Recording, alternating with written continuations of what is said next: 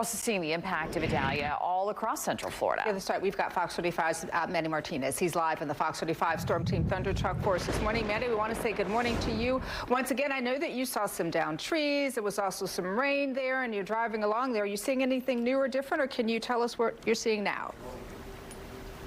So we are carefully navigating our way through the street here, as there are lots of downed trees, downed power lines too. 3 that we have driven by, driven past, 2 that we've driven over. We actually tried to warn a driver coming in the oncoming direction that there was going to be a power line coming in his way. And right now here, just you can see where we are, just outside of Mayo, headed towards Mayo here. You can see just the debris that lines the street, and it is still blowing across our bow here. That tree completely covering the road here. We may have to take a way around here through the parking lot, or whichever way we can navigate through safely here. But just tons of debris. This is a lot more than when I last saw you about a half hour ago. That wind picked up again, Danielle and Amy. And so what we are seeing here is we make our way here in the Thunder truck over one of those big branches. This is an 8,900-pound car, a Ford F-350. It can do these things that not everybody's car can. Even in this truck, we felt the wind kind of throw us around a little bit at points. But we're right now driving back through Mayo, because instead of going to Cedar Key, like I had said about 30 minutes ago, we're actually going to switch plans on that, and we're going to head for Steinhatchee.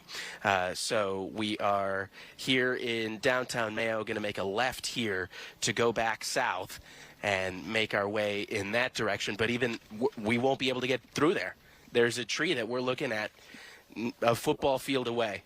So we're going to have to find a way around. And these are big, big trees that are down and blocking these roads here.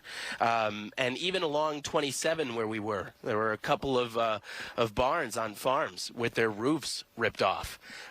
One with some of the supports down on the ground. You see here where we are, there's this big tree, and there's that power line just loose and dangling right there. And an even one that's still tucked beneath the tree, that it's being pulled and tugged to the ground. And we're right now right in the middle of a neighborhood right here in Mayo. Mayo, a town of just just over 1,000 people, and the only municipality here in Lafayette County. So this is a small town, and right now these roads here, Danielle and Amy, are at an impasse. So we will try to make our way around, see what we see, and try to get to Steinhatchee, where we've got reports of some serious storm surge down that way. But even here where we are, I'm looking to my immediate right. There's just trees uprooted and split in half everywhere. The winds we were seeing were quite frankly incredible.